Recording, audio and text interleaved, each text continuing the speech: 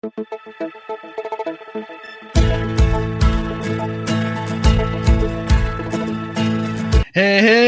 everybody. It's so good to see you, even though I can't see you. It's another beautiful day in the neighborhood, and I am so excited. I've been wanting to interview this person for months, and as you see the piece develop, I want you to watch this piece go through the challenges that it has to go through. But what we're going to find out about Angie, as I develop this piece, you're going to see Angie go through some stuff. It's not going to be easy, but she's going to triumph, persevere, and build a character. You guys ready to go on this journey? Come on, let's go on it. Let's go persevere. Here we come. Persevering is what can allow you to overcome. But you have to find joy in the pain that you live with. It's not going to be easy, but the reward and the character that you will build in persevering through your challenges will be so rewarding and will give you so much hope. Are you ready to persevere through your challenges? Let's do this. I've been wanting to interview this person for months. Since the first time I met her, she was the first person that ordered one of the first Deafblind Potter custom pieces. If you remember, right after I went viral for the first time, her piece that she has is the one with the seashells. And when I interviewed her just to figure out what kind of piece she wanted and all the details, immediately we connected. And immediately I realized that this lady and we can help so many people. And I'm so excited. I've been a kid in a little candy store waiting to do this interview. So I'm super excited to introduce you to Angela Ulloa. Angela, welcome to the Perseverance Podcast. It's been amazing to talk to you and prepare for this. I'm excited too. One thing what struck me and hits home for me deeply, you talked about your adopted mom, and I'm like, wait. I mean, you've been adopted?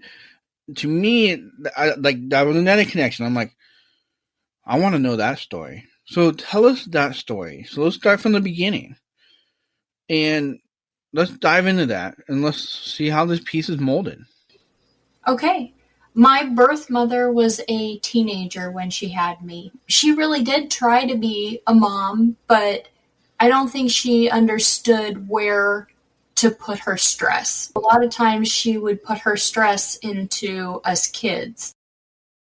I became a parentified child, and the only way for me to feel like I had control was to make sure that her stress came out on me, not my sisters. They were just so little and I was older, so I just didn't want them to be a part of it. There was a breaking point where my dad realized that I was telling the truth and my mom was lying, and things got really rough until they finally got a divorce.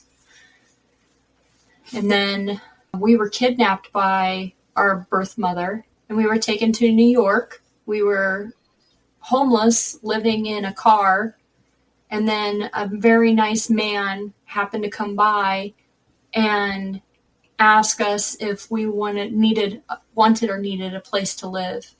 And my mom said yes, so we went and lived in a stranger's house until she got enough money to get us into a real home. But after that, we were riding in a car, and my mom was really mad, and she turned around to smack one of the kids, and she accidentally hit the gas and rear-ended Monte Carlo. She ended up going into the windshield and getting a ton of stitches in her forehead. But she said her real name in that moment. She she said who she was, and the police recognized her name and actually handcuffed her to her bed. Oh, boy. We were taken into by the state. I mean, this was late 80s, early 90s. I don't know the year exactly. And my dad, he doesn't have a cell phone, and he's been going from place to place, just trying to find us, figure out where we're at, because he knows the situation isn't good. And it took a while for the government, the police or the FBI or whatever, to find my dad to tell him where we were. So we actually went into foster care. And while we were in foster care, we went to a lovely Black lady's home. She was probably one of the most amazing, sweetest people I have ever met or could meet. To contrast, her husband hated white people. Oh, boy. So he actually brought a gun home one night and was going to kill the white devils in his house. And her kids hid us. She got him to leave the house, and he didn't come back for the rest of our stay. My dad finally came to the house with a psychologist and my grandparents because they wanted to make sure we would transition back with our dad okay. And I was so mad at my dad for taking too long to find us. Oh, yeah. I mean, that's little kid mentality, right? Mm-hmm. That I just didn't want to talk to him. And I didn't realize, or I didn't know, that one of the things a psychologist was looking for was to see us interact with our dad, react with him or interact with him. Then we were going to be a ward to the state. Oh. And it was literally like 2 or 3 minutes before time was up, and I was going to go to the state because my sisters had all reacted to my father, and I was still angry. I just randomly had this thought. My dad said, you should respect the people around you. You don't have to love them or like them, but your parents did give birth to you. So they deserve a little bit of respect. And I got up and I hugged my dad, and that saved me. And my dad said he's never sweat so hard in his life. They told us it was an attorney. It was just a crazy moment. Ended up moving back to California. The state constitution actually had to be modified. My mom has a mental health disorder that I won't dive into, but it was enough for the government to say, okay, we need to get into this. We need to change the laws so this man can take custody of these kids. And at this point, my mom had gone to jail for kidnapping. They really were trying to not let us go back with her. My dad was finally awarded full custody. It was, 3 years of fighting, just back and forth, trying to let my dad take 4 girls. Again, this is late 80s, early 90s. My dad is trying to get custody of 4 females in the state of California. So it was not easy. It was very difficult. Finally got the laws changed enough that my dad could get custody, and the judge asked my dad where he had family. And my dad says, well, I've got family in Iowa. And the judge says, it is time for you to go back to Iowa. They have harder custody laws, and now that you've been granted custody, full custody, you need to move. So we moved. When I was a little kid, my dad used to work on a car at these really nice people's house. They used to let me sit at the counter and eat ice cream. I mean, what kid doesn't love that? Exactly. My dad's working on cars, and here I am getting, to have this wonderful time with this lady. And she was amazing. And she always talked about her beautiful, wonderful daughter. Several years later, that woman has gone to college. She has a career. She comes back on vacation, and she happens to meet my father. And my father thought she was just gorgeous. And I guess she thought my dad was good looking too. Lo and behold, her best friend is actually cousins to my dad. She was like, well, I can set you up. And my mom was kind of hesitant, but, she'd felt bad for this man that she'd met with the 4 daughters, trying to just make ends meet. And she was just so kind. I think they were only dating 2 weeks when my dad asked if he could marry her. And he asked us girls in front of what would become my mom. And we all said yes. At the time, I didn't realize how bad of a struggle that was going to be for me. Because again, I was a parentified child. I wasn't used to having a mom figure. I was used to making sandwiches for my sisters and stuff like that. I was so depressed, so messed up. I didn't know what to think of women. I treated her like garbage for probably 5 years before I had my first real moment of enlightenment, where I was like, wow, no, this is what a mom is like. And I've been taking it for granted. And it felt horrible. And we've been able to talk to each other. Like she said, in the first year of marriage, she was honestly afraid that I was going to start a coup and we were going to murder her in her sleep. That's a good one. Oh, man. Throwing so much hate at her, like, I totally get it. And I told her, I was like, no, I really loved you. I really trusted you. I didn't know how to define myself anymore. I didn't know who I was. How was I supposed to really allow somebody else in? And her perseverance with me really, really changed everything. And she said one day I just came home and all of a sudden I was her daughter and she could have cried because she finally got through to me. I mean, I had my grandma Harriet. She's an amazing human being. She's passed, but those two kind of working together really saved my mental health. Like, I don't think I could have made it without them. But it felt like I call her my adopted mom because, she went to every track meet that she could. She got me tennis lessons. Like, things changed just so much when she became my mom. I started making friends and, my clothes were pretty. Like sometimes my birth mother would buy me clothes that weren't so nice. I would be too afraid to ask for anything different. So that could have been my fault too. I don't want to come down hard on my birth mother. She had a lot of struggles of her own. It just impacted children really negatively. It occurred to me one day that my birth mom kind of gave me a shovel and she told me to dig.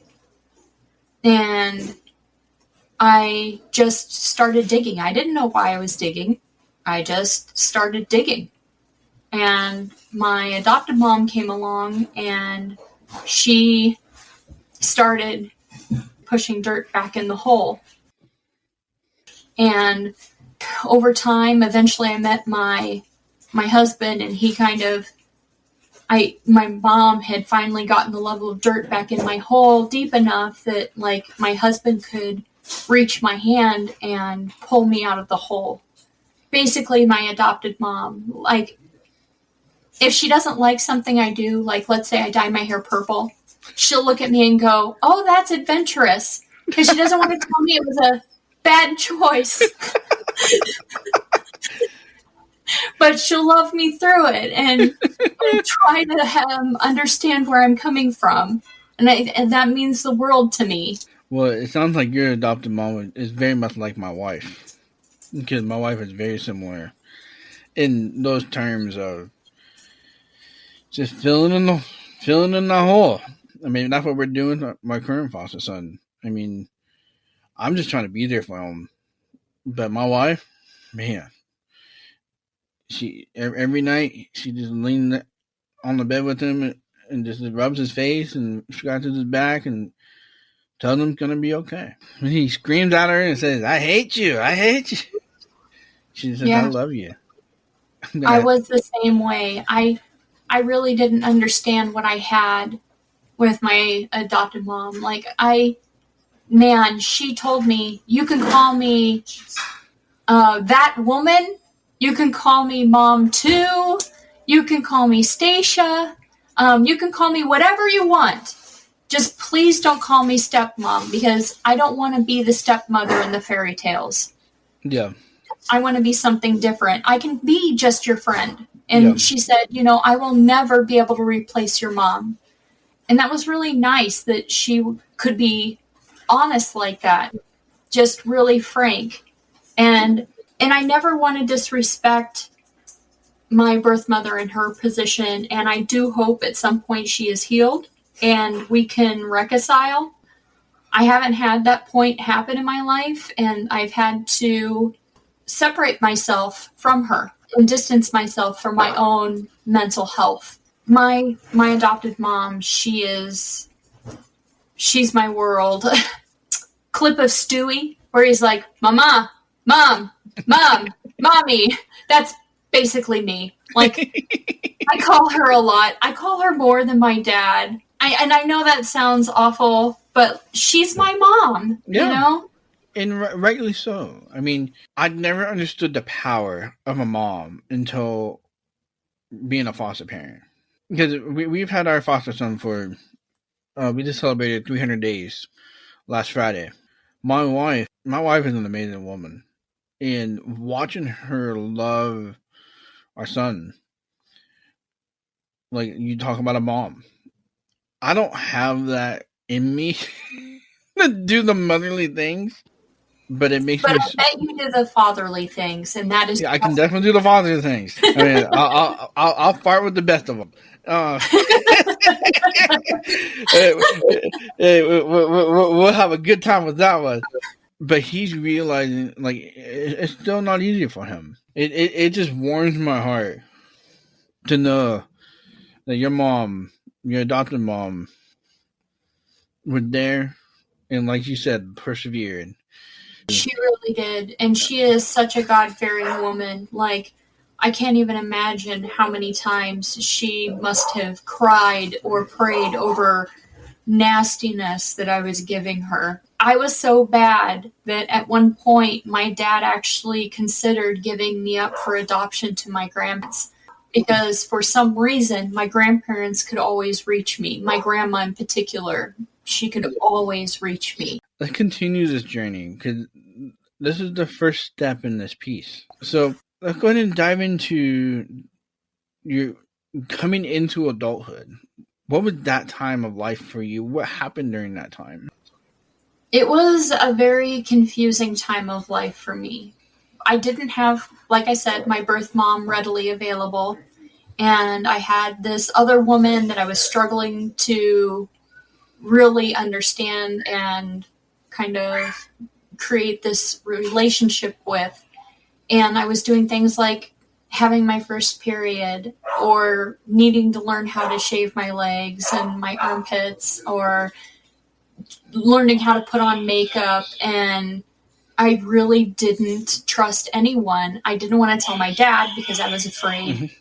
He would go talk to other people about it because he didn't understand himself, and from the male perspective, how to help me. Mm-hmm. And it was a very hard time. And I was kind of socially different. I'd gone through so much as a child. I was more grown up than most of the people, I won't say all, but most of the people in my class. So when they would have issues like their boyfriend dumped them and they're really upset about it, in my head, it was like, you were saved. You were saved going through several years of disappointment. You got to move forward in life and find somebody who really will love you. You're not stuck there. And they couldn't see what I was saying, So I spent a lot of my time surrounded by people, but still feeling kind of alone because of where I was at. And I decided that because my mom spoke Spanish and she was a missionary, my adopted mom, I decided that it would be a good idea to kind of follow in her footsteps, because those were the only real footsteps that I knew on how to be a woman, or, kind of transition into that. So I worked really hard. I graduated high school in 3 years. And then I went on a foreign exchange for my senior year. And I didn't have to worry about whether I was going to graduate or not. I was already graduated in the U.S., but I got to attend high school in Spain with no worries that I wouldn't get my diploma. And my adoptive mom helped me learn how to save money. And I actually sent myself there. I paid for my plane ticket round trip, and I paid for the medical insurance in the country. And I even had money to do the things that I wanted to do while I was in the country, be it Las Fallas, La Mescleta. And that was such a good moment in my life. There were some bad things that did happen in Spain, but it was purely, I believe it was cultural. I was assaulted, but I'm not sure if I said something wrong. And I've been told all women feel that way, like that they said something wrong or did something wrong, even in their own language. What could they have done different? So it could just be that.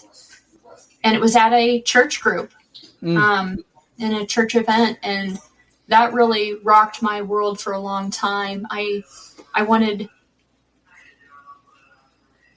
was doing everything right. I was being uber modest, wearing the clothes the way you're supposed to wear them and stuff like that. And I ended up assaulted. And I just decided that if being modest wasn't going to save me, then why would I be modest? Why would I care about a God that didn't protect me when I was at church at a youth group? And it was really hard. So it felt like I got on my feet, got going, and then I got smashed down again. I had a friend who was very defensive of me, and I ended up marrying him because I felt protected, and he really didn't push me into sexual things, or he didn't push me hard to kiss him. And I just felt like he was being respectful, and this person was maybe sent from God to help me heal. And then when we got married, he changed completely. When he found out I was pregnant, he actually told me that I could get a drug in Europe and I could miscarry the child and we'd never have to have a child. And I told him I wasn't going to do that. I would just go back and live with my family. I would get the egg on my face and be a single mom and raise this child on my own. And he said, well, I can't do that. I don't believe in children, my children not being where I can't be their father. And I thought we were just on the same page. And then I had a horrendous miscarriage. About 6 weeks later, I had another miscarriage. And so we just stopped. Or, I took more precautions because I didn't understand why I was having miscarriages. And I was told when I was a little kid, I was molested. And I was told that the damage was so bad that I would never be able to have kids. So part of me just thought maybe I can't have children. My husband at the time ended up being so kind of emotionally abusive and cold.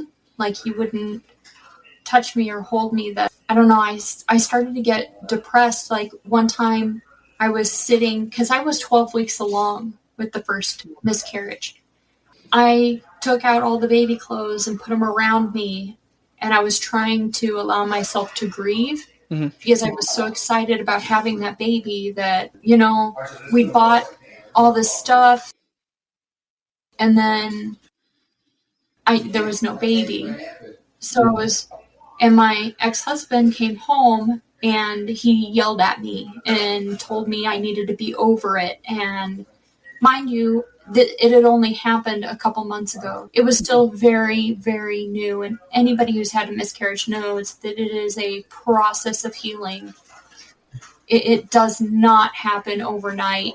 And I thought his reaction was very odd, but I just attributed it to his grieving being different than mine.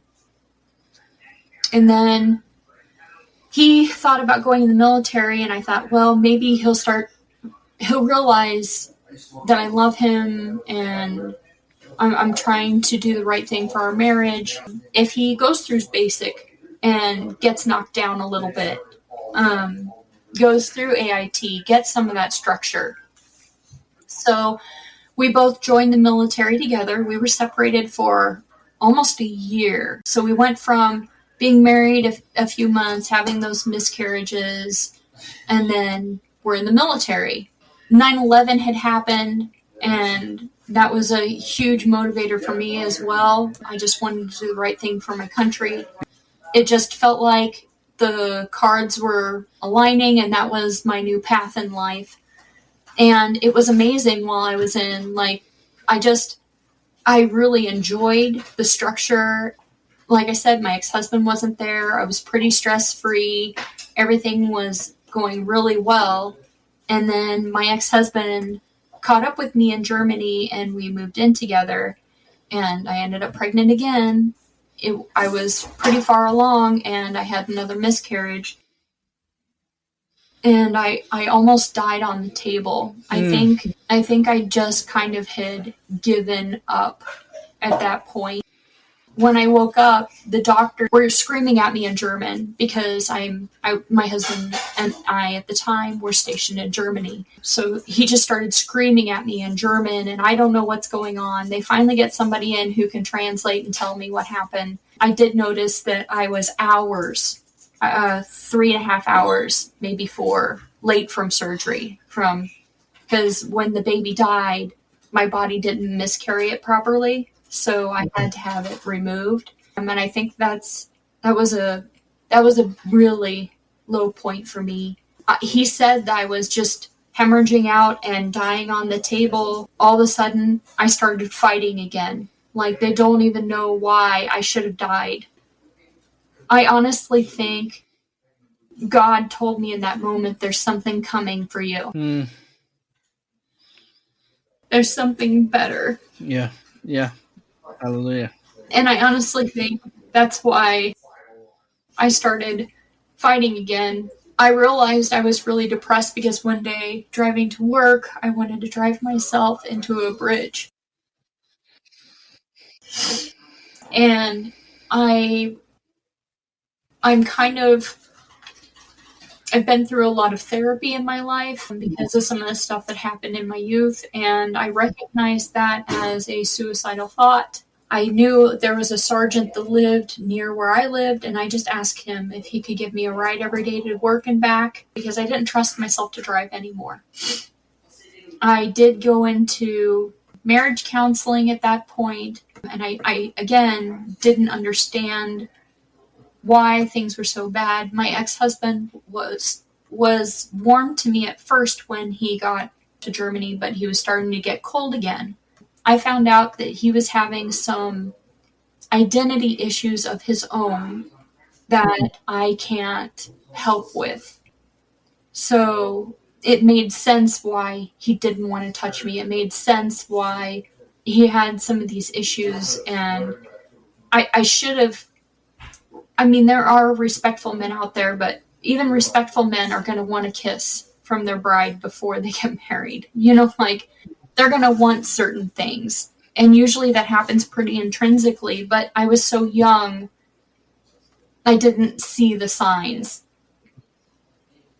Got a notice that I was going to be deployed to Afghanistan, and basically the second my boots hit ground in Afghanistan, my ex-husband asked for the divorce. I gave it to him. I signed the papers, and I was rid of it, ready to start a new chapter in my life and move on. While I was there, there's not a whole lot to do. You can play cards with your friends, your battle buddies, or you can, you've got your missions that you run, but you need to have ways of decompressing because some of the stuff that happens while you're there is so challenging. So I would sometimes pick up magazines that were in care packages. So sometimes people in the United States will know somebody who is in a unit. They'll get the address and they'll just put a bunch of stuff in a box, toilet paper, sanitary napkins. I mean, it's all over the board. Honey buns, whatever they can think of that might be helpful or remind us of home, that's what goes in the boxes. And there was a magazine in one of the boxes, and the headline caught my attention. It said, "The abortion drug from Europe is illegal in the United States because it causes hemorrhaging." Oh, boy. And that's when I finally put 2 to 2 together. That's why he didn't need to grieve and why I was so upset. And he didn't want to have kids. He found a way to get rid of them. To me, what he did is murder. He took those people away from me. Yeah. And that doesn't mean I judge other women in other situations. My heart goes out to them, and I would never want to be put in a position where I'd have to make a decision like that. Yeah. Like I said, I was raped while I was in Spain, and I know the feelings of pure terror while you wait to find out if you're pregnant or try to figure out how you're going to love something that came out of a bad situation. Yeah. Yeah. I can't. I can't. I won't. But for me, those were my kids, and he took their lives.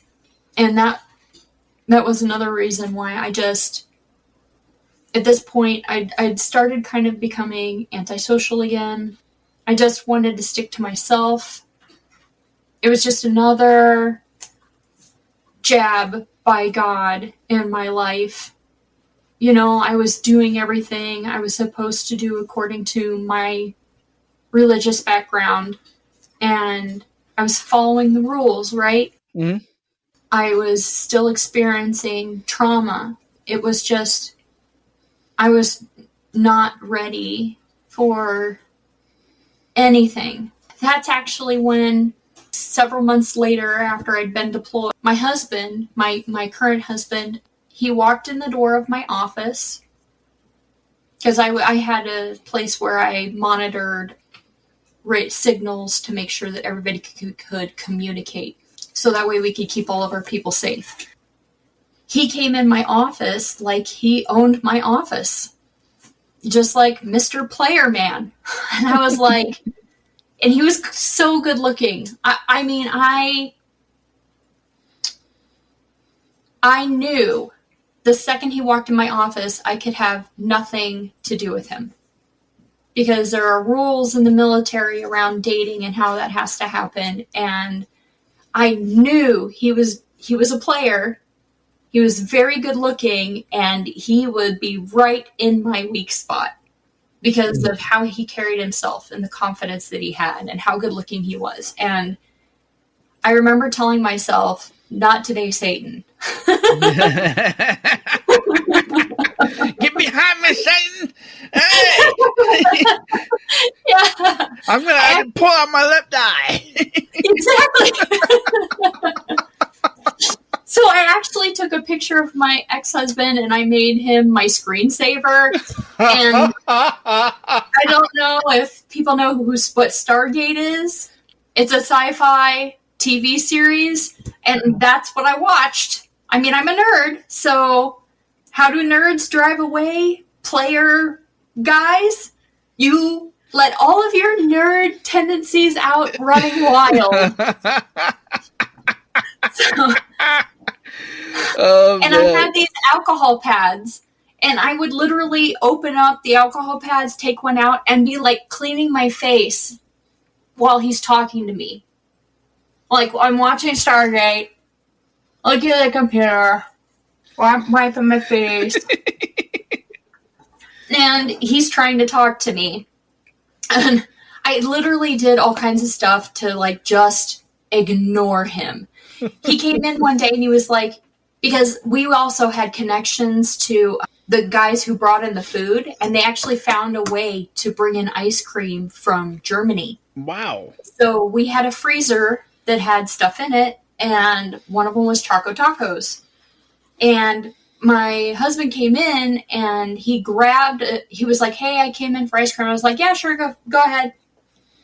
Again, I'm going to be cleaning my face here, watching my sci-fi, listening to the radios and the computers. He came over, and I was like, you don't have to talk to me. You can just get the ice cream and leave. Like, you're not compelled in any way, shape, or form to be polite to me. Just take the food and go. I know everybody on the post wants it. The other people just come in and take ice cream and leave. Like, you don't have to come in and talk to me.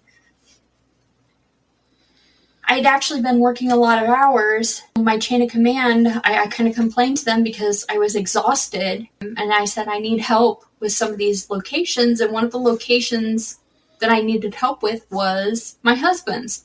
So they were like, well, what we'll do is we'll pull somebody from that unit to help you. Guess who it was?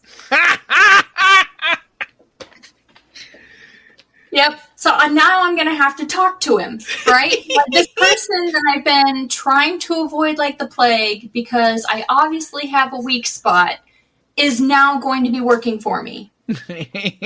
Fabulous. And I still found ways to like keep it very casual, keep things normal, and not have a real friendship with him or anything. Well, one day my ex-husband had figured out what the phone number was to where I was at. I don't know if he called somebody in the unit or whatever, and he's military, so he has access to military phone lines. And he called me where I was at to yell and scream at me on the phone about what a horrible person I was, and the reason why I signed the divorce papers was because I was nothing but a whore and all kinds of stuff.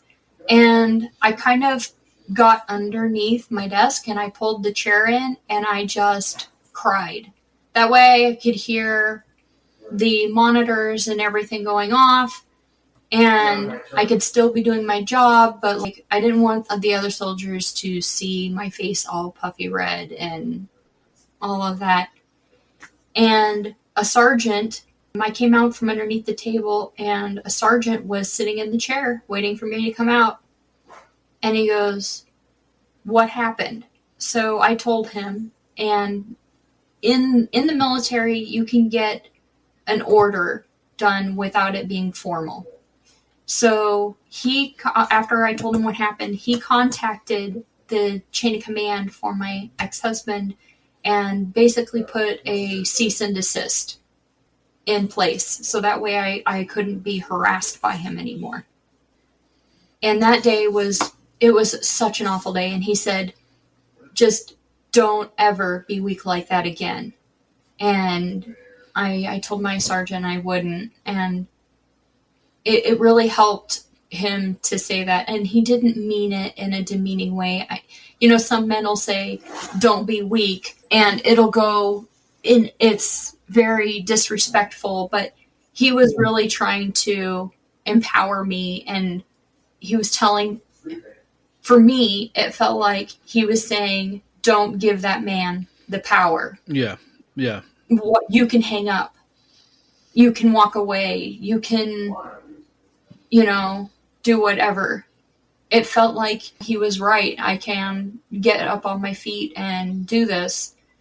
On my way to the hut that I slept in, there was a guy walking down the road or leaning in a door or something. I don't remember exactly where he was at, but he was like, hey, baby, how you doing? Man, I lit that guy up like the 4th of July. I just got yelled at, and then I got empowered by a sergeant, and then, I'm not letting one more person speak to me in a disrespectful way. It's not going to happen. So I yelled at this guy, walked off. I slammed the door of the hut, just to be an exclamation mark. And the next day I went to work, and my husband's sitting there, and he goes, wow, some psycho woman just yelled and screamed at my friend. And he said, hey, baby, how you doing? But he says that to everybody, even the guys. And that's when I realized I'd made a mistake. And that was the first time that I kind of lowered my wall a little bit. And I told Joe, the guy on my screen is my ex-husband. I do love sci-fi, but I'm not a person that has to watch it 24 hours a day, 7 days a week. And I'm really just using these alcohol pads so that I don't have to talk to you.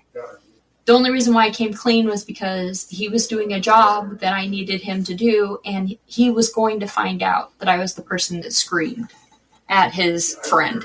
Well, not screamed. Yelled. I don't know how to say it, because it's like, you know what, being assertive. Yeah, being assertive. I like it. I was loudly assertive. Yeah. Oh, man. I told him, you know, just tell your friend I'm sorry. And I told him about being yelled at the day before by my ex-husband and stuff like that. And I told Joe, I said, can you please just apologize to your friend for me? I really am sorry. That was not my best day. Definitely not my best look. And this guy looks at me and goes, you're going to have to do that yourself. All right.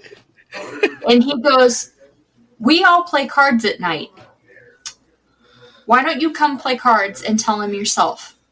And I was like, crap. He's forcing me into a social situation that I do not want to be in. Turns out he didn't know how to play the game of cards that they were playing that night, so he actually learned how to play before I got there, so he could be my partner and teach me how to play.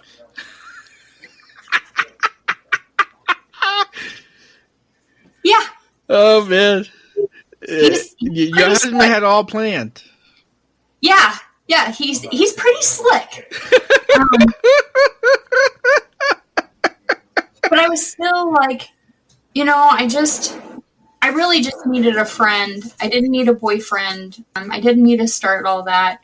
And we just started talking. But it was more like when you don't believe a relationship's going to happen, like you're just going to be around that person for the moment and they'll be gone. So you can tell them whatever you want. So I kind of just started talking about the trauma from my childhood. I started talking about the things that happened with my ex-husband. I told him about like everything. We would literally walk around the post in the evening and we would just talk about everything. He told me about his girlfriends. That's right. I was right. He was a player. He had 3 girlfriends. And he would tell me all about the drama. If people don't believe that we were just friends, here's your notice. I knew about all the girls. He was a troublemaker. Oh, man. And, you know, one day I was really stressed out, and I had a communication system go down. It was down for almost 48 hours before I figured out they changed satellites on us without telling us. Oh. And it took me a while to figure that out and to get everything going because, you know, I'm basically just randomly, I'm going through the entire system, making sure there's not an error. Even though it's saying there isn't, you still have to kind of quality control, make sure there's nothing going on. And finally, the last straw, I was like, we're just going to have to put somebody on the roof and have them move around the dish until hopefully we get something. And I was praying because, like, we're looking for a satellite in the sky. Yep. That's a big place. Just a ping. I need a ping. Just give me a freaking ping. And all of a sudden it pinged. And it was weak. And I was like, okay, we were in the right spot. Now I need you to just move it even smaller movements until we get it to turn green. Finally it went green. Everything went live again. But it was literally about 48 hours of me sitting at the computer, people bringing me food in while I'm just like going through this. And I was panicked. Like I was because I wanted the people to have the access to communication, because if they got overran, they would all be dead. There was no air support. There's no calling in anyone without that system working. And I came down to sit with everybody playing cards, and Joe looked up at me and he said, you know, you look really stressed. You told me that when you were stressed in high school, your adopted mom and you used to go for walks. And he goes, let's go for a walk. And that was the moment when I was like, he's not just this player guy. Still, like, I'm in the military, I'm deployed, I can't be starting a relationship. But that was the first moment that I was like, this guy could be my friend. This guy could be more than what he appears to me. And I felt like I sat there forever trying to figure out whether I should say something or not. But he said I responded right away, yes. And that's actually how we got started walking. And then, talking about life and everything else.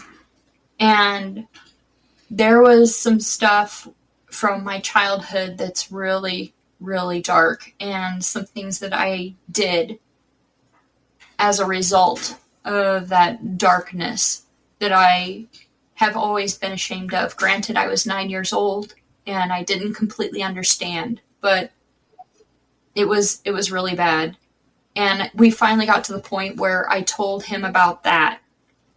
And he looked at me and he said, you are not defined by your trauma. You're defined by what you're doing now. And it felt like I'd had this black jacket on my whole life, just kind of hiding because I don't want people to see my trauma. I don't want them to see my brokenness. And I don't want them to worry about me because I will be fine. I will take care of you. You will never have to take care of me. And my husband was like, just take the jacket off. And I'm like, no, I'm comfortable with this jacket. This jacket is mine. And he's like, no, you really need to take the jacket off. And I took the jacket off and I found out I actually had these beautiful wings. I could fly too. I can be somebody, like somebody can love me even though I've been through so much pain and so much bad, just really bad stuff. And we just kept getting closer. He said he realized he was in love with me July 4th. You gotta celebrate the freedom. Independence. I know. I was actually in a parade. It was a stupid parade in where we were stationed. And we didn't have much. We have these little gator trucks. So we took pieces of cardboard and pallet and rigged up a parade. So one of our friends had cutouts and looked like the Statue of Liberty. And we had black shirts because you get black shirts when you deploy. So we all put on our sunglasses and we grabbed wires, that we could put back later. And then we wired ourselves up like we were Secret Service, and that was our float. And there were other ones too. And we went around the post in our parade, and it was just hysterical. And at one point, the lieutenant and we had picked out someone in the crowd that we were going to tackle. She's another soldier that we're really good friends with, but we went and we tackled her down to the ground. We called a security problem, and we had to isolate the security problem because it was going to hurt the Statue of Liberty, and we threw her down on the ground. In that moment of us just being crazy and funny and finding a way to have a mental break in the midst of all the chaos that's happening, Joe was watching me, and he was like, yeah, that's the one. I'm going to marry her. He made that decision. Oh, man. And mind you, I'm still in friend zone. I'm not aware. One of his friends came up to me and was, you need to give Joe a chance. And I was like, okay, number one, we're deployed. Number two, I'm not going to be queen for a year. And number three, we're deployed. There's no question. He talks about me a lot because we hang out together. And there's not much to talk about. So he's going to end up talking about me a little bit, at least. And he's like, no. He's really into you. No, we're friends. And he's like, no, you should really give him a chance. And I was like, dude, you don't understand. We are friends. We're really good friends, but we are friends. And that evening, when we were walking around and talking, Joe goes, that's my husband, Joe goes, have you ever thought about getting married again? And I did not pick up what he was putting down. I was so blind. I looked at him and said, you know, my first marriage was really rough. I don't think I would ever do that again. I'm just, I don't know, maybe sometime in the future something, but like, I'm not in that place. I had no idea I was telling my best friend in the whole wide world that I didn't ever want to get married. That broke his heart. I mean, that's like the guy chasing it. Nothing in return. Yeah, nothing. And I didn't realize what I was doing. But when he said that, something happened in my brain where I was like, you know, maybe. Like afterwards, it took me a few days, but I was like, you know, it would be nice to be married to somebody who is my best friend, somebody who would champion things that I want to do with my life and who does understand me wholly. And at this point, he dumped all of the girlfriends and gone through all of that. And it was a relief to him because he wasn't trying to juggle those ladies anymore. But I didn't realize that was a setup to starting even have a chance with me. Like, I didn't realize that's what he was doing there. I just thought he was getting out of toxic relationships that had gone on too long. One day I caught myself while I was after work, because I still had to be on duty, sometimes really late hours, looking at wedding dresses or bridesmaids' dresses, and just, I wonder, you know, what it would be like to be married to your friend. And at this point, our chain of commands were getting anxious about us, so we were kind of separated to different locations. But we continued to just call and talk to each other every day, just about whatever had happened. It's easier to talk to somebody in the service because they're not going to ask questions like, what did you do today? I can't tell you that. Yep. That could hurt somebody else. I cannot tell you what I'm doing today. But they'll instead ask you questions like, what's your favorite food? What are you going to eat when you're on leave? What are you going to do when you're on leave? What was your childhood like? You get into those questions instead. It was just nice to have somebody I could talk to and just kind of just be myself and just relax. And in about November, so a long time has passed, right? November, I think, was when I'm a nerd, okay? My husband is like one of the coolest people in the world. He can whisper in a corner and not even be directing at anybody, just whispering into a corner. And everybody in the room will think it's their idea to go do this magical thing that's completely ridiculous, has no merit to anything, but let's go do it. Like, he's that charismatic. And then there's me, who I can have all of my data on why we should do the right thing, and I can't get anybody to go with me. Like, I'm just... People are not swayed by me, right? And we were talking on the phone, and I told a nerd joke. I'm sorry, I'm a nerd. I embrace it. I am a nerd, and that's what it is. Off of that nerd joke, and I remember it was an incredible nerd joke, he was laughing, and all of a sudden he goes, "Will you marry me?" And I said, "What did you just say to me?" And he goes, "Ha ha ha, I was just kidding." And he starts laughing. But I'm like, this is really weird. Like, that's a weird joke. Maybe he was just being sarcastic because I just told a joke. So then, we continue talking. In December time frame, he asks me again, "Will you marry me?" off the cuff of something else. And I said, you just can't play with words like that. Because at this point, I don't think he could have done it another way, because to me, we were friends. And it was almost like he was just planting the seed, just like little bits of like, we could be something else in my head. In that moment, I remember thinking, I am going to lose he got really quiet, so I knew he was serious. And that changed the whole tone of the conversation. I didn't know what to do. I didn't know what to say. Okay, well, I'll say yes conditionally. Number 1, we have to date. We've never dated. You've been my friend, and my standard for friends is pretty low, just because I believe everybody needs love and support and kindness.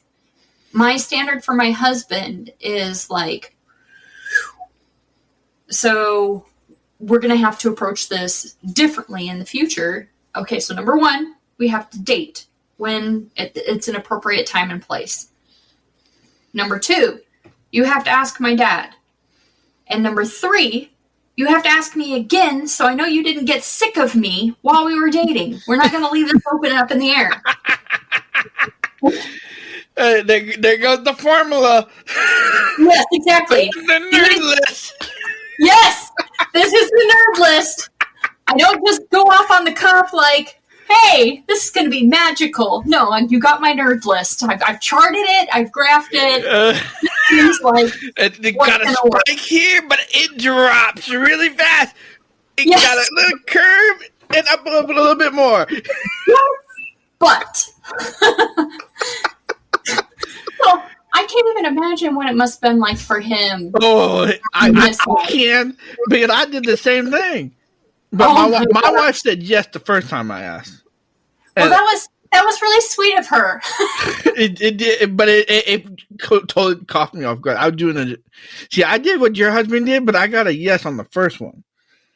But I wasn't ready for that. Like, we haven't. So, anyway. Right. So, a month later, he got the church. He'd asked my father, and we still hadn't actually dated. So, he did number 2. I thought it was going to go 1, 2, 3. He was like, okay, well, I'll knock out number 1 or number 2, and then we'll get to 1, and then we'll do 3. So it was not according to the nerd plan. And it was making me very anxious, because I was like, on one hand, this is my best friend in the whole wide world. And I've already said, like, he's definitely my type. I cannot help myself with this guy. I think at that point I was definitely in love with him, but I could not say that to myself. Those words were very scary. Finally, in May, we were in an appropriate position to kind of start officially dating. April. So we started just dating, and it was so much fun. He actually asked me to marry him again on the first date. So did you say yes? I did, because he was so scared. Like, when he put the ring on the table and he opened the box and he just slid it towards me. And I was like, I'm a monster. What have I done to this guy? I'm a horrible person. This is somebody who I really care for deeply. I don't know if I wasn't comfortable with telling myself that I loved him yet. This is somebody I care for really deeply, and he can't even say the words. So I just waited. I just waited patiently for him to say, will you marry me? And of course I said yes. Good, because I already have a church, and I knew he'd already asked my father, and he got the church. So I was like, okay, well, this is it. So now I'm engaged. About a month later, he asked me to just elope with him in Vegas. And I'm like, we have a wedding set up and a church and everything else. Like, why would we just go elope in Vegas? And he's like, well, I just want to be married already. I get that. And then I called my dad, and I was like, Dad, I don't know what to do. I'm so scared of getting married again. I'm so scared. I'm afraid of being happy. because the shoe seems to always drop with me. I get born. You know, my mom can't handle it. I get an adopted mom. I go on this amazing trip to Spain and meet all these amazing people, but it's tainted by one person in a really bad location. I get married first, and that is a complete crap show. So I'm happy, and I'm finally with somebody who loves me and cherishes me, and how I don't want to ruin anything. So yeah, I just posed that question to my father, what should I do? And my dad I was on the phone, but I could feel him, like, in my spirit looking at me, and he said, honey, he's your guy. You guys are going to be married for a very long time. He can wait a few months. So I was like, okay. And I said, but if I say no, it's probably going to break his heart. And he goes, honey, he may not talk to you for a few days, but he will come back. He loves you. So I told my husband that I did not want to elope in Vegas. And sure enough, he was so mad he didn't talk to me for a few days. But just like my dad said, he came back. So it was like, it was just amazing to be loved that much. But like, I could say no a million times over again, and the man just keeps getting up and just keeps getting beat down by me. Like, that poor guy. And he's still an alpha male. Don't get me wrong. Like, he's still the guy who can whisper in a corner and get everybody to do everything. One time I asked him, why me? And he said, because you were the first person to say no. You were the first person to, like, have your standards, and I needed that in my life. Wow. So there really is, like, you know, me being afraid and concerned actually was what he needed. He needed to see that somebody was serious about this, not just running in it. Wasn't too long after that I got pregnant with our first child, which, you know, then I'm like trying to keep it quiet because things been planned for a very long time, but I have some very religious people in my family that would not understand. And I was stationed in Germany, and it's not easy to get married in Germany. It can be done, but we wanted to be married in the United States around all of our friends and all of that. So the timing had to be just right. AJ is the best thing that ever happened, and I had no problems with this pregnancy. I actually went into the OBGYN when I found out that I was pregnant, and I was terrified. I was like, look, I've lost all these kids. I suspect my ex-husband was involved, but I don't know. And I was also told I couldn't have kids. I was like, I really need you to check me. And he checked thoroughly, and I said, so what is the prognosis? What do I have to do to be able to carry this baby? And the doctor was like, you have no scar tissue. I couldn't even tell, based off what I'm seeing, that you even have a trauma history like that. Wow. Praise Jesus. Amen. I wanted to get down on the ground and give my son to God's work and take him to the temple. Like, I know what Samuel's mother felt like. Yeah. Because I was going to be able to have a baby. I was going to be able to be a mom and do it with this absolutely wonderful human, my husband. And I was still scared. I'm sure other moms know what it's like to have a rainbow baby. I was terrified. I gained a lot of weight because I did not deny myself anything, because I was too afraid that if I did, it would be a nutrient the child needed. And I just did it. And he was born happy and healthy and such a good baby. I mean, that he was like the perfect child. He made me think that maybe I should have more kids. So I got pregnant with our second child, and after my first child, I'd started feeling my body getting weak. And it started before I got pregnant with AJ. It actually started while I was deployed. But I didn't I didn't realize at the time that this was going to be something chronic or something that got worse. I honestly thought it was going to be something that I could do physical therapy, see a chiropractor, do a nutritionalist, and get everything in line, and I'd be okay. And I took a break from thinking about all of that to make sure that my son was going to be born healthy and happy. As soon as he was born, I did, got into, making sure I was dieting right. I saw a dietitian. I even had my caloric intake calculated to make sure I was doing, like I said, everything right for my body to get back on track.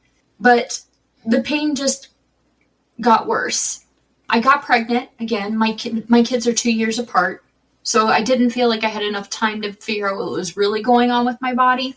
And then when I got pregnant with Danny, it was wonderful. Here I am again, having another perfect baby like AJ. What I didn't realize is the little bruiser was going to come out the way he was in my tummy. That little boy is all energy, all bounce, and he wore a mother out. He is. So he got the dad personality. Yeah, they are. My two kids are fire and ice. Like if they're working together, if they're on the same page, man, the world can't stop them. But if they don't agree or can't see eye to eye, it is war. So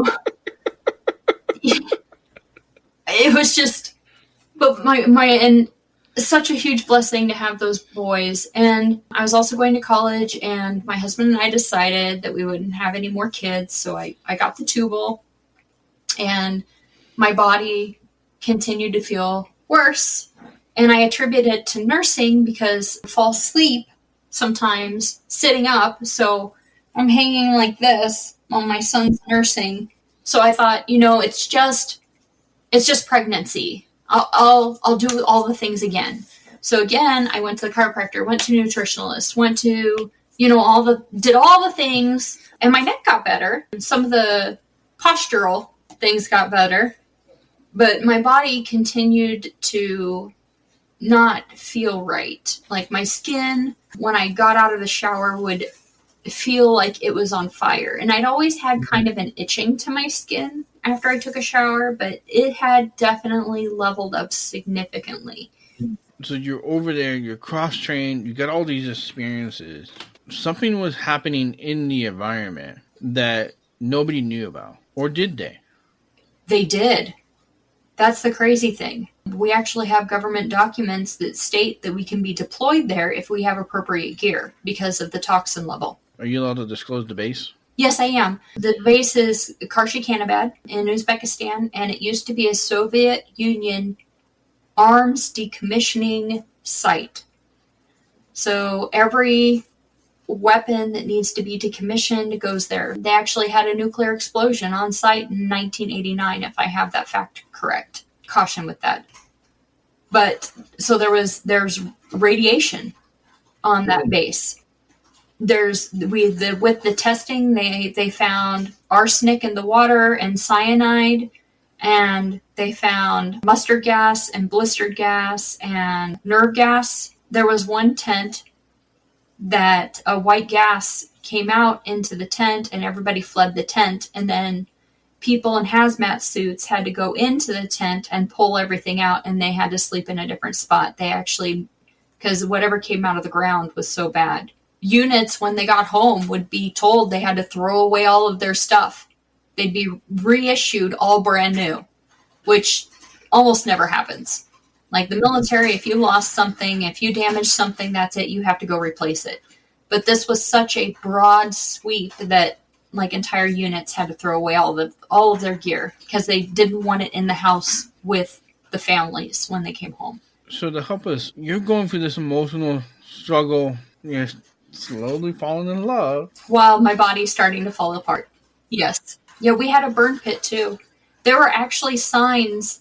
I think the sign is actually even taller than me. Again, like, I'm not 100% sure, but the signs were huge. I mean, they were massive signs, and they would say, don't go beyond this point, chemical hazard, or don't go over here, radiation hazard. Some units had been told that they couldn't dig more than a certain amount of inches because the U.S. had come in and brought a ton of dirt and laid it down on top of the ground to try to contain the radiation. But in my head, we're in a country that has sandstorms. What is putting dirt on top of something going to do for something that's been blowing around all over the place? Developing, your body being attacked. Yes. But it feels like a joke. I mean, we've all taken pictures with the signs. There are PT trails that are behind the fence where it says chemical exposure. We find a nuclear bomb that my unit had to bring in people to remove because it was used as a statue. I think one unit must not have known what it was, but it feels like a joke. There's so much evidence of toxins everywhere that you kind of just start, there's no way my country would send me here. Like, maybe it was this way 20 years ago, but now it's fine, right? Like, your brain kind of starts making you think that, like, stuff isn't true. But there was, like, a pool of water that would turn black and go to orange and then be this eerie green color, which I have found is how uranium reacts with water. That's what it looks like. And I stayed away from that because I was like, anything that changes those kinds of colors is not, I'm not getting close to that. So your husband's on there, you were on there. Yes. How many that you know of, how many people have died from this situation, from coming home? The first death was only 9 months after the soldier got back home. He collapsed in formation and things just went downhill from there. I believe we have found 60 dead since we've started digging. There are over 15,000 of us. We've only found 5,000 of the soldiers, though. There are people we cannot find or cannot get in contact with. So we don't know if our death rates are higher because we can't get in contact with those people or if they're lower. But from the people that we've been able to contact, 75% of us are chronically ill, and we're 6 times more likely to get cancers, usually in this general area, or reproductive. Typically, when we find out the cancer is there, it's pretty aggressive.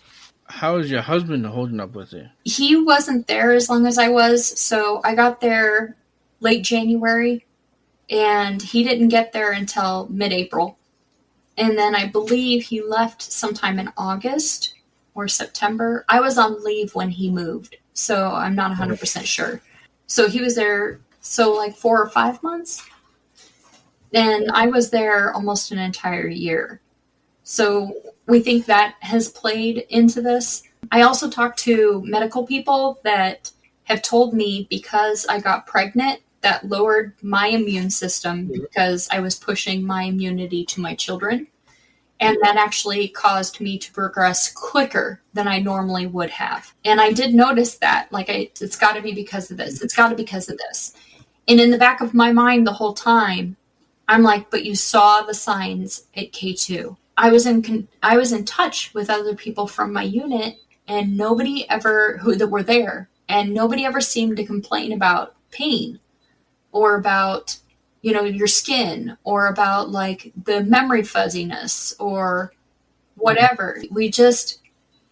I guess we were just soldiering on. So now you're living with chronic pain. Mm-hmm. It's really easy for you to get sick.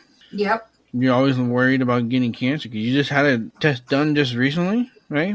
Yes, I started having problems swallowing recently. So I know esophageal cancer, thyroid cancer, basically the stuff in here, right, is one of the things that we get. So I went to the doctor and they actually had to dilate my throat. I do have inflammation in my stomach and my throat now. I am trying to change my diet to help that hopefully recover. So that way I don't, because these things can lead to cancer. If you take care of them earlier, then they have a chance of not getting there. So that's what I'm hoping for. But back when I had my kids, I didn't know, I didn't know. And I started college. I started realizing, or the pain started getting even worse. Towards graduation, I started feeling lightheaded at times. And finally one day, I full-blown got dizzy. And it was bad. I couldn't change what I was doing. I had to keep doing what I was doing because if I would have stopped, I would have hurt myself. And it was scary. I called my husband because, Google. Hey, Google, call Joe. And I told him I didn't know if I was going to make it home. And if I did, I wanted him to know where I was. So that way, if I did go down, he would be able to call the ambulance and tell him where to go get me. So I continued doing what I was doing, and my husband and I talked almost the whole time until it finally passed. But it was a good 30 minutes of just complete dizzy. I really thought I was gonna die. That was a really scary moment. And that was the kind of the first moment when I thought, there is something bigger wrong with me. I do think this is K2. I need to start fighting. So I went to the VA and basically was told I was crazy because they thought it was PTSD that was causing my symptoms. They're like, oh, that you can get dizzy from a panic attack. You can get dizzy from this. And I was like, I was fine. There was nothing wrong. I was happy. I was content. And then I got dizzy. It wasn't like when you get triggered and you get dizzy or, whatever. There's something definitely wrong with me. They put me on the drop table. They spun me around. They did blinky lights. They did all kinds of stuff, and we couldn't find it. So I got a diagnosis of Meniere's disease. About a year later, I had been driving to and from work. I noticed that if I sit too long, my legs start feeling like they're burning. Even during this interview, I've had to drastically change how I'm sitting in my chair because the pain gets so intense in my legs. At one point, I told Heavenly Father, I need some kind of relief, or you need to put me out of my misery. Because that day, I'd had a cold, and when you have a cold, you can't really get up out of bed sometimes when it's really bad. And this one was a really bad one. And I had laid enough in bed that the entire side of my body was burning. And no matter how I positioned myself, I could not escape the pain. I couldn't. And that day almost broke me. And I remember while I was laying there, all of a sudden, I was like, I need to even out the pressure, but I can't even out the pressure. And for some reason, my brain just snapped and said, water. I honestly think Heavenly Father was the one who put that word in my head, water. Oh my goodness, I could get in the bathtub. That would even out the pressure across my entire body. I went to the bathtub, I turned the water on, and I got in. And of course, I made the bathtub as warm as I could, and it relaxed my entire body, and I could finally get relief. And I remember I was in the bathtub so long that the water got really cold, and I was actually starting to shiver. And I was scared of getting out of the bathtub. So I finally decided that the VA where I was going was not helping me. So I drove to a different VA. And when I didn't even get in the room. The doctor saw me and she goes, "Oh, honey, you're in pain."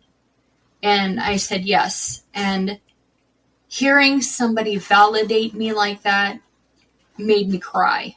Somebody understands. Somebody can see it. And she goes, "Do you mind if I touch your skin?" And I said, "It's fine. Just be careful." And she goes, "I know." She goes, "I think I know what you have." I said, "Okay."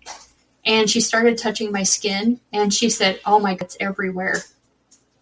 And I said, "What is?" And she goes, "You have an acute case of fibromyalgia from what I understand of it. She goes, there's a webbing that happens underneath the skin, like close to the top, and you can feel it.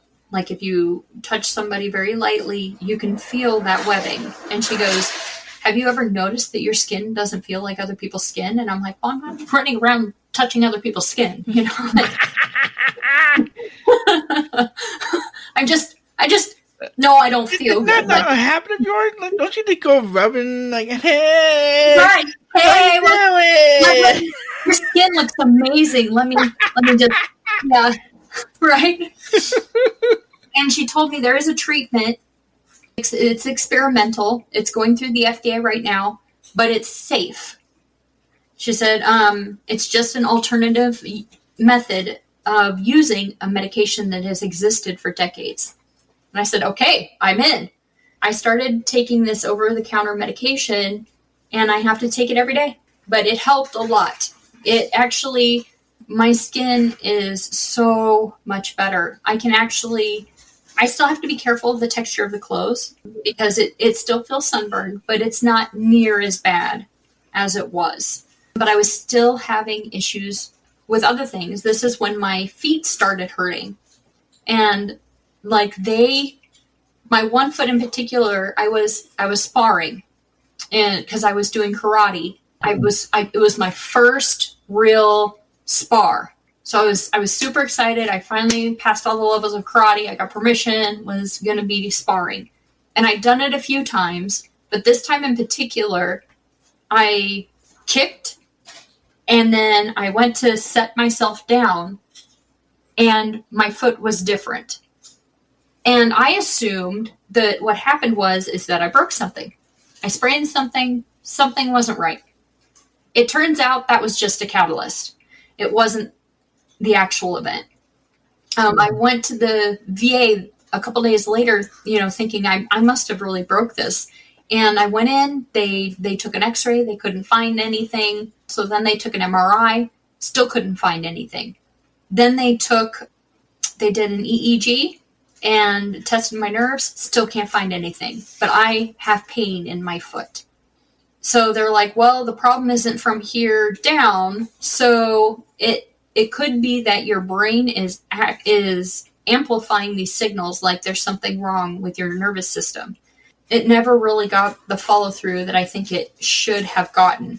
But we started trying different medications. One of them made me suicidal. One of them made me an angry, horrible person. Finally, we settled on one that does calm that down. And I still have pain. Like if I take 2,500 steps, after that point, I need my cane. I can get further if I start using my cane right away, but sometimes I just want to look normal. So I won't use my cane because I think maybe I'm not going to be taking many steps that day anyway. So I kind of meter them out. About the time I get to 3,500, 4,000, that's when I need 2 canes. And then if I get much higher than that, I can't get through a grocery store in one fell swoop without either leaning on the grocery cart, which hurts because the cart itself pushing on my arms really hurts, or getting a scooter. And I'll get people that look at me really poorly because I'm on a scooter. And I know I'm one of the I look fine people. So I deal with that challenge. And then sometimes when I park in like the DAV spots or whatever, people look at me really bad because I also don't look like a veteran, like what people think of when they think of veteran. I'm not it. So I just want to be left alone. So even though I have a handicap placard, sometimes I'll do things that I know are going to hurt me later, and I won't park in the handicap spot, or I won't park in the DAV spot. It hasn't been until recently that I've really met a mentor who's been helping me work through some of those issues, and I've started using those spaces. And I've actually had people follow me into stores because they don't believe that I need those parking spaces. But it really does help me. because, like I said, when I reach those barriers, how I behave has to change. Just got my heart stuff done by Christ Hospital. I left the VA for some things, and they found my heart arrhythmia that I was talking about. They said it happens every single heartbeat, but if it was going to kill me, it should have at this point. So we're just going to keep an eye on it. So I'll be going in to get my heart checked probably every year. My esophagus, they cleared me for several years, but if this changes, I have to go back. And I get really tired, really, really tired. Finally, let's say a year and a half ago, I was at work and it was cold out and my body seized up and I fell. I fell into a bunch of boxes. I got lucky that that's what I fell into. God must have had a hand in that, because there are places in the place where I was working where machines are over 800 degrees Fahrenheit, and that would have killed me. I ended up falling into the box of, or, the pallet with the boxes on it, and I ended up rolling onto the floor, and I couldn't move because if I moved, it hurt so bad. I had to be very still because of how tight everything had just contracted. Somebody saw me fall down, and she tried to help me stand up, but I had to grit through it, like that, like when you're pushing a child out, that just visceral grit noise that you make with it. And I finally was able to get up with her help, and I asked her if she would be willing to go get my cane. So she went and got my cane, and when she came back, she was like, should I just pull your vehicle in the car or into the building? And I said, actually, if you could do that, that would be amazing. So she pulled my vehicle in the car, and I sat down in the seat. I turned on the heater. I turned on the heated seats, and I just waited for my body to calm down a little bit. And then I drove home. By the time I got home, it was so bad that I could not get out of the car by myself. My kids came to the car, and I asked them to go get my other cane. And I, again, gritted to stand up out of the car, and I started taking baby steps. And I'm not talking real steps, like just 1 inch at a time, trying to get myself to the door. I just remember thinking to myself, I can't do this anymore. I'm starting to have, one day I forgot who I was. I had the GPS on, thank goodness, so it kept me going where I needed to go. But I had the feeling that I had kids and a husband, but I couldn't remember my name, and I couldn't remember their faces, and I am not going to be able to be the high-powered engineer that I always wanted to be. I'm going to have to quit my job, and that's going to financially impact me, and it's going to financially impact my family. And that was very hard. And because of my trauma and because of my past, I've always had an income. I've always made sure that I had a way to escape or a way to get out of things. And learning to trust people on a new level has been very difficult for me. People will be like, oh, we love your art, because I'll print things that are artistic rather than functional sometimes. And people are like, oh, we would love to have stuff like that. Fun stuff.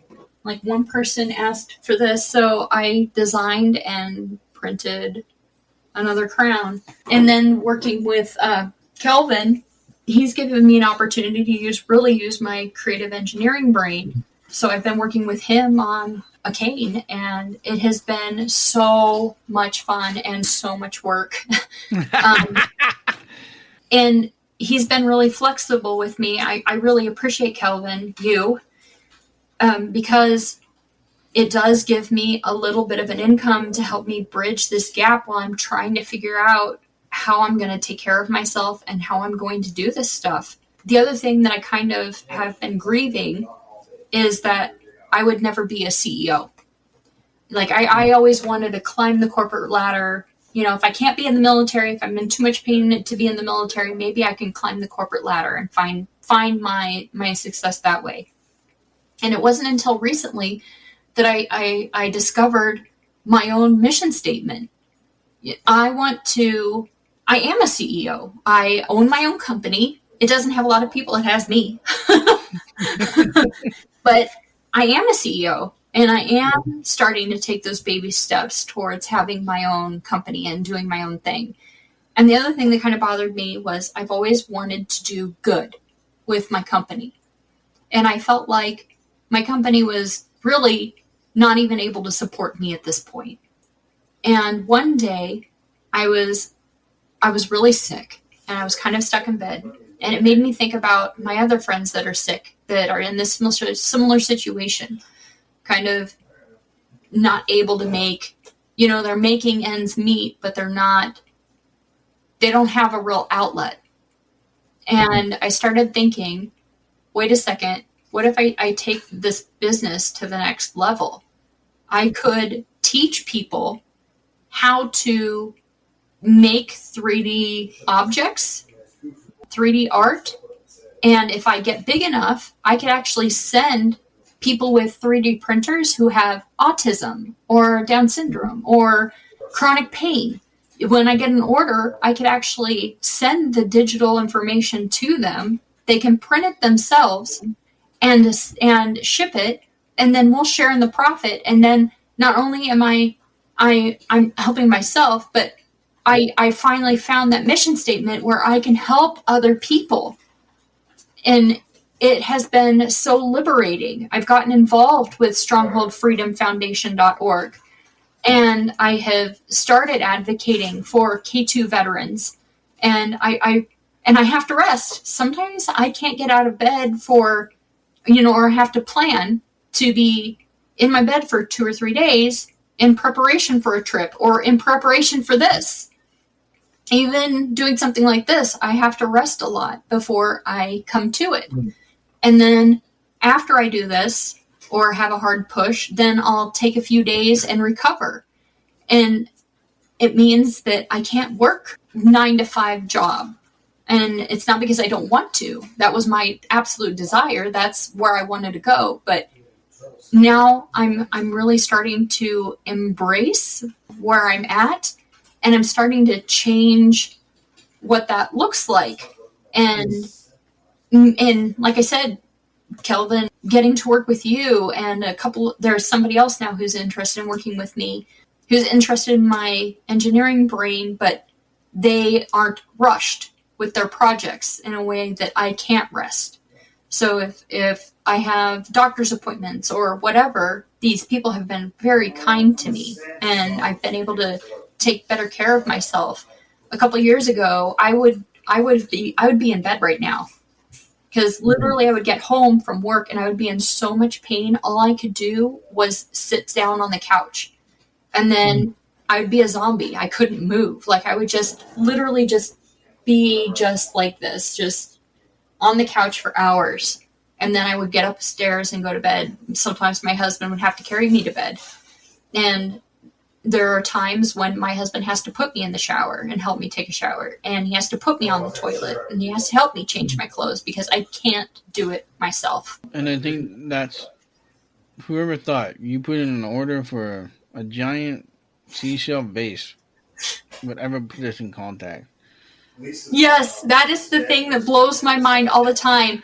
It was actually in a pain moment too. I was on my bed and I was bored. I was tired of Netflix. I was tired of Facebook. I'd read everything beside my bed. Like I picked up crocheting again, but sometimes you just don't want to do that stuff. So I was like, I don't know what to do. So I downloaded TikTok and I made it, and I think I had an account. I just never had actually used it. So I activated the account again, and I started scrolling through stuff, and one of the first videos that comes up is this blind guy making pottery. And I was just like, this is amazing. Like, this is what I've been looking for, is somebody like this. Because sometimes when you go to the support groups, I know there are people who are grieving their situation, but I'm at the point where I'm starting to become mobilized, I'm not, and I'll still go through grief. If I get a new symptom, I'll definitely go through the grief cycles again. I was looking for those people who are ready to move forward. I needed those people. So when I saw you totally moving forward, doing pottery, which is something I'm connected to. I took art class a lot. My aunts do pottery. I've done pottery. And I understand how difficult it can be as a seeing person, if you're not paying attention to your hands. And I was like, wow, it's such a novel idea that, being blind, you kind of do become more textile, right? Your hands kind of become a mode of seeing or hear, everything. And to see you turning that into pottery, was amazing. And at that time I still had a job and I didn't think I was going to be losing my job anytime soon. So I just had a commission a piece where you did whatever you wanted. Well, I want to remake it because I'd say that was right when you made that order. I was still really learning how to make big pieces, and now I got it down to a science. Yay! But when I think that's where. So if you guys don't know, Angie is my. If you think about the last viral video that went viral, the suicide attempt video, when I was 19, the video right after that is when I was asking for a contract or a manufacturer, somebody to help me finish this lighted blind cane. And I reached out to a bunch of different people. A lot of you guys came to help and so forth. But there was this lady that contacted with me to do a piece for her, and she was making me a stamp. And I knew she knew something. And I thought, let me just give you a call. The next thing you know, you're giving me more than 16 hours of battery life on my cane. And you got a vibration motor on it. You got it collapsible. And now here we are. Yes. The amount of lives that you and I are going to save from getting hit by a car, but not only from getting hit by a car, that is thinking about suicide. Yeah. Somebody that's struggling with their trauma. Yeah. Because you truly spoke that. And then I think this episode is going to be titled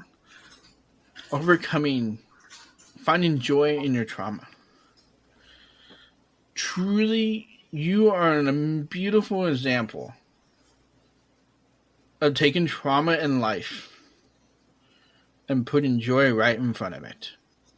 And let it lead. I truly believe, and you were one of my early followers. You were part of the first 10,000 that came on in that first 4 weeks that I was on TikTok. And then the next thing you know, nothing's been the same. But as we got into work together and really starting to do life in some ways, just recently you just lost 2 loved ones in 24 hours. You had one memorial service and then less than, what was it, 3 hours? You lost your other loved one? Well, she had died a couple weeks before, but we literally were coming out of her memorial service and we went to Walmart to pick up some food because we were starving because I have so many dietary restrictions. When we walked out of Walmart, we weren't even out of Walmart. We were at the checkout and I saw my dad was calling and I knew Grandpa was sick and I had just this gut feeling that Grandpa had passed away. And I answered the phone and sure enough, my Grandpa had passed away. And this last month has been so draining. You keep trying. You keep going. And I think that's a reminder. We just keep going. And we're going to get there. We will. And you can't do it alone. And I am fiercely independent.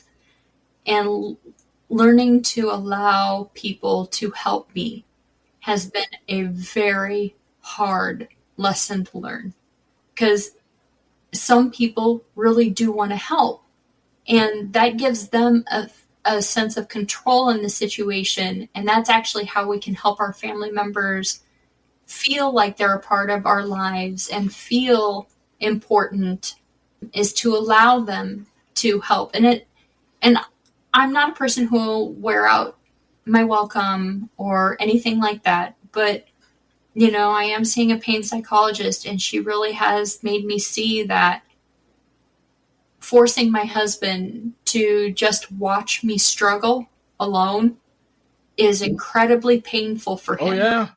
because he feels powerless.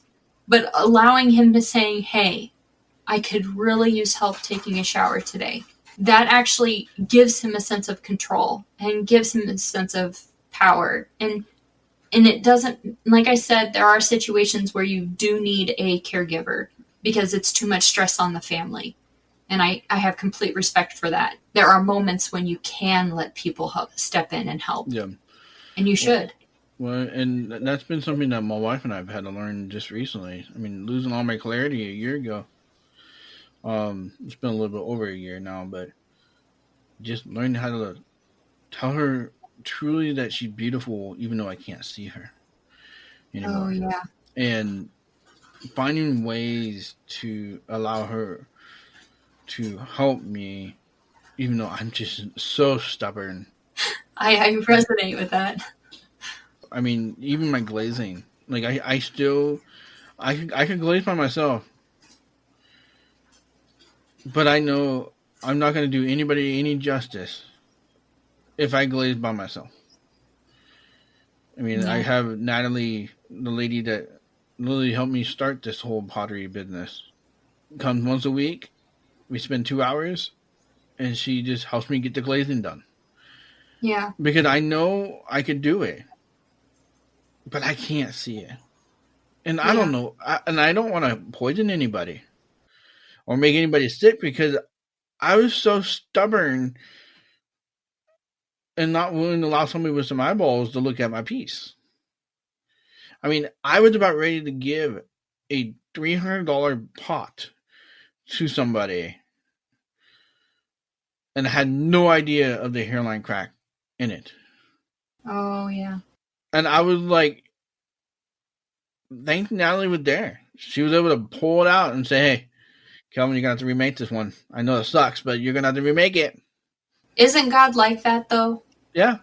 We have so many blind spots, be it visual or pain or whatever it is. Mm-hmm.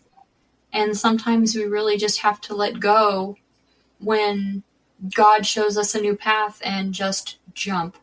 He literally pushed me into mine.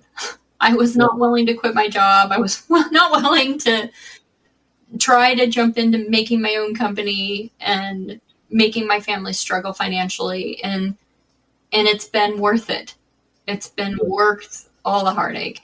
Well, I think the exciting thing is, I think as I learn your story more, and as we tell your story, and we continue to work together, I'm just excited for the journey.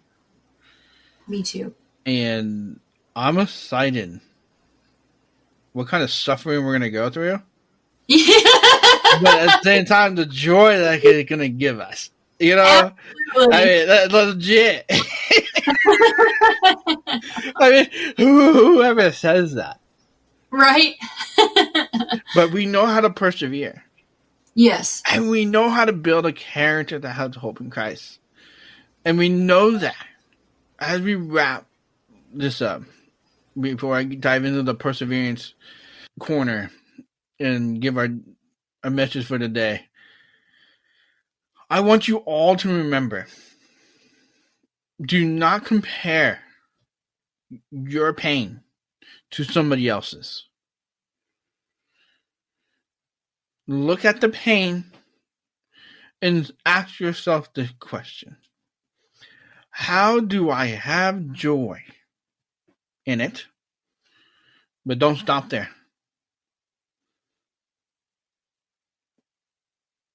You're asking the question. You might not know how to get there.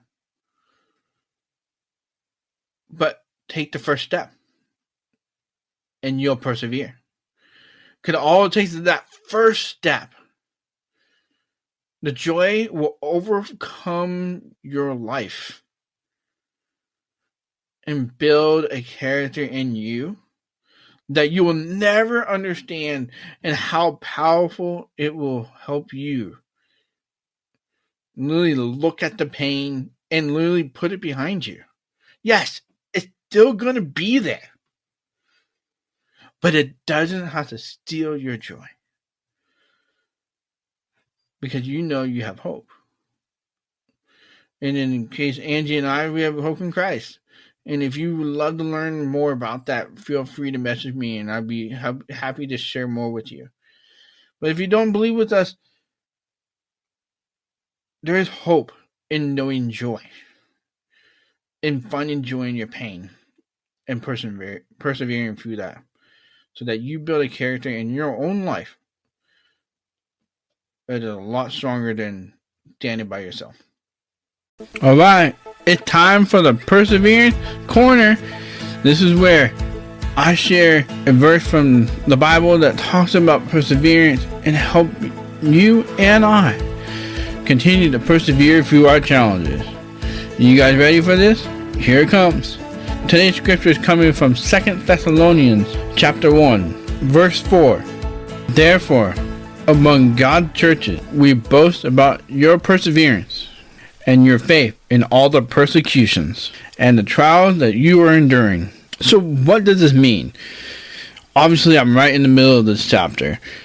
But Paul is writing to the Thessalonians to encourage them to continue to persevere, because, well, they were crucifying them, but also destroying them for confessing their faith as believers. And in this case, what we were seeing is that Paul, Peter, and Timothy were wanting to encourage them to keep going strong, because God will always give the justice that is deserved. I know in today's society we find that giving justice on earth is not always pleasant, but in reality we should not be seeking justice on earth.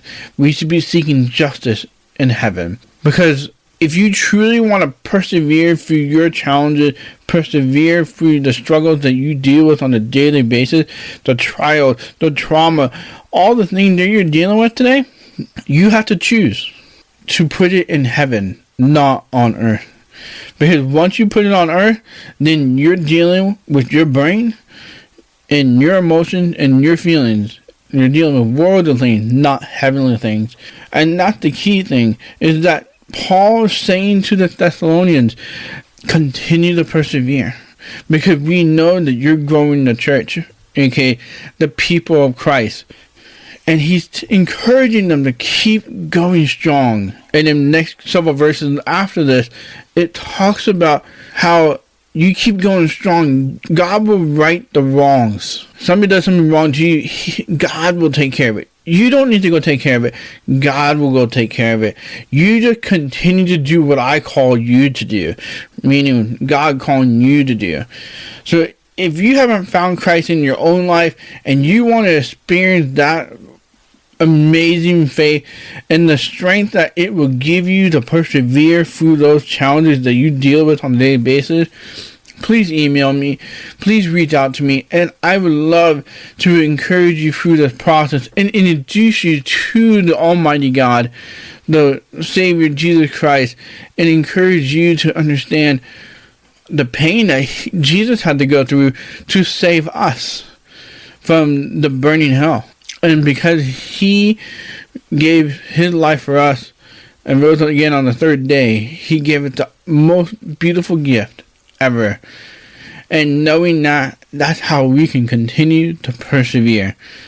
So, like Paul says to the Thessalonians, keep going strong and continue to persevere, because the trauma, the pain, the struggle, the suffering that you're going through today, it's only earthly. So let's put our eyes on heaven and let God guide us through that process. That wraps up the Perseverance Corner. All right. Now that we nailed all that out, we had a great interview with Angie. We realized how we can continue to persevere through our challenges even when it just seems like everybody's attacking us. So now, let's do final announcements here. So, a couple things coming up.